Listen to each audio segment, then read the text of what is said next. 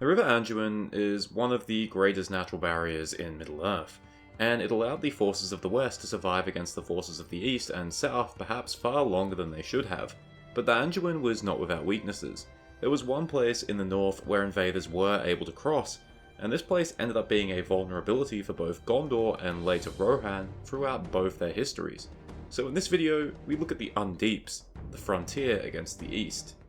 If you look at a map of Middle-earth, you can see the Undeeps, two westward bends in the river, named as the North Undeep and the South Undeep, separating the regions of the Wold, part of Rohan, and the desolate Brownlands. It's not their shape or the exact location that makes the Undeeps important, it's the fact that it's one of the few places where the Anduin can be easily crossed. It's described as having many shallow and wide shoals over which a determined and well-equipped enemy could force a crossing by rafts or pontoons.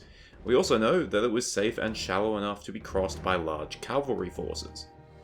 Originally, the Undeeps formed part of the northeastern border of the region of Calenardon, at the time a Gondorian province, but after the Easterling invasion of 541 of the Third Age, the Undeeps were technically no longer part of Gondor's eastern border. After King Ramendakil I died in battle with the Easterlings, his son, King Turambar, decided to take the fight to Rhûn itself, and conquered new territory all the way up to the Sea of Rhûn. Although Gondor never made an effort to properly settle these large new territories, it did keep Calenardon insulated from Easterling attacks for many years, especially when the Northmen of Rhovanion became allied with Gondor. But in 1856 this changed. The Northmen of Rhovanion were defeated by the Wainrider Easterlings. Not willing to give up on his allies, King Narmakil II of Gondor marched north and faced the Wainriders in the Brownlands in what would be known as the Battle of the Plains. Unfortunately, Narmakil II was defeated and he himself was slain in the battle, but much of Gondor's army managed to escape south thanks to a desperate rearguard of Northmen. Following this battle, Gondor effectively relinquished all of its territory east of the Anduin, with the exception of Ithilien.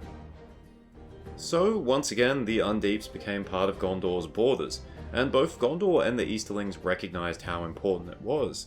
For Gondor, it was a vulnerability that could expose its northern flank. For the Wainriders, it was a weakness that would allow them to invade Gondor without having to force their way past the Anduin in the south. However, the Undeeps weren't unguarded. During the time of Narmakil I, about 700 years earlier, a line of forts had been built along the Undeeps, precisely for the aforementioned reason, so any force crossing the Undeeps would be met with resistance. Nevertheless, in 1899, the Wainriders were planning to cross the Undeeps in order to raid Calenardon.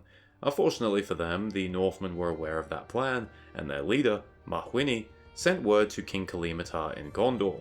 Not wishing to allow the Wainriders to strike first, Kalimatar decided that he would draw them into battle on the plain of Dagorlad. He marched out of Ithilien with a large army, making sure the Wainriders knew of his approach, and when the Wainriders gathered every soldier they could, Kalimatar feigned weakness and began retreating, drawing them as far away from their homes as possible. This was all part of the plan, because although the Undeeps were a weak point for Gondor, this time they could prove useful. As battle was being joined upon Dagorlad, Gondorian cavalry crossed the Undeeps, which the Wainriders had left undefended. Shortly afterwards, they met with the Northman cavalry led by Mahwini, and at the height of the battle upon Dagorlad, they fell upon the Wainriders from the rear, and the Wainriders suffered a heavy defeat, losing a third of their army upon the plain, and more during the retreat. Although this was a great victory, it was not decisive, and the Wainriders would be back for round 3. Round 3 was in 1944, 45 years later. Kalimatar had since died, succeeded by his son Ondaher. Ondaher's task was much greater than his father's, because the Wainriders had made peace with the Haradrim and the Men of Khand, and then even formed an alliance with them to attack Gondor on 2 fronts. At this time, the Undeeps were still sufficiently manned by soldiers from Calenardon, so Ondaher decided he would try to repeat the strategy of his father and fight the Wainriders upon Dagorlad, where they had been defeated before. In the end, this third war ended up swinging back and forth. General Eärnil crushed the Haradrim in Ithilien, but King Ondaher and his 2 sons were killed at the disaster of the Morannon. But the Wainriders, assuming their victory was assured, had a celebration in Ithilien, where they were promptly ambushed and destroyed by Eärnil. the Wainriders disintegrated as a threat, and Eärnil would become King of Gondor, the penultimate king in the end. But the Undeeps remained a weakness for Gondor. During the 400-year-long watchful peace, the forts there ended up mostly unmanned and neglected, and when Mordor and Harad began attacking Gondor, the stewards had neither the men nor the opportunity to properly defend the line of the Anduin north of Emyn Muil. By this point, the Gondorian population of Calanadon had dwindled significantly, and most of those that remained either moved to the east to defend the line of the Anduin, or remained in the west where they mixed with the Dunlendings. In the case of the former, they were mostly on their own. In 2489, Steward Cirion became the ruling steward of Gondor, and he realised he had a new problem on his northern border. The Easterlings had returned in the form of the Balchoth, clearly descendants of the Wainriders, much poorer in quality, but larger in quantity.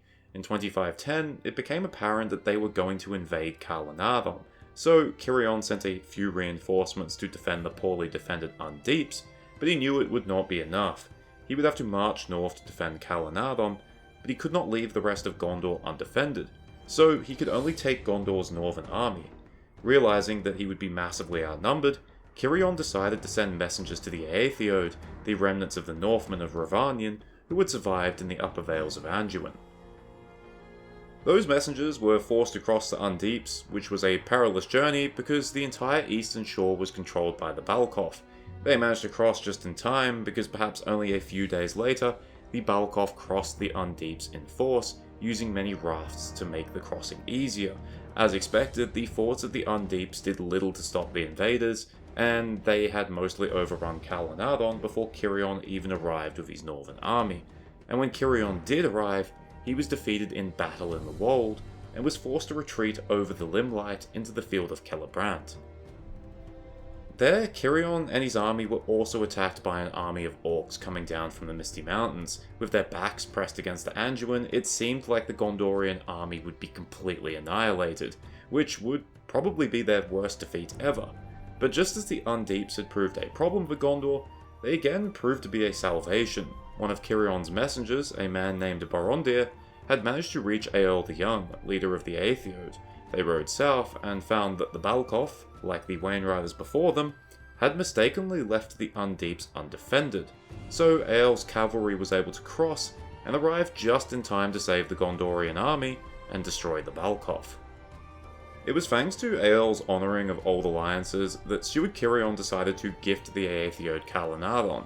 Most of what was left of the loyal Gondorian population had been killed by the Balchoth, so Gondor couldn't really hold the province anyway, and gifting it to the Aethiod would shorten their defensive lines and pass on the headache that was the Undeeps. Eorl the Young graciously accepted the gift, and Calanadon would become known as Rohan, and the Aethiod would become known as the Rohirrim. The Undeeps proved to be a thorn in the side for the Rohirrim as well.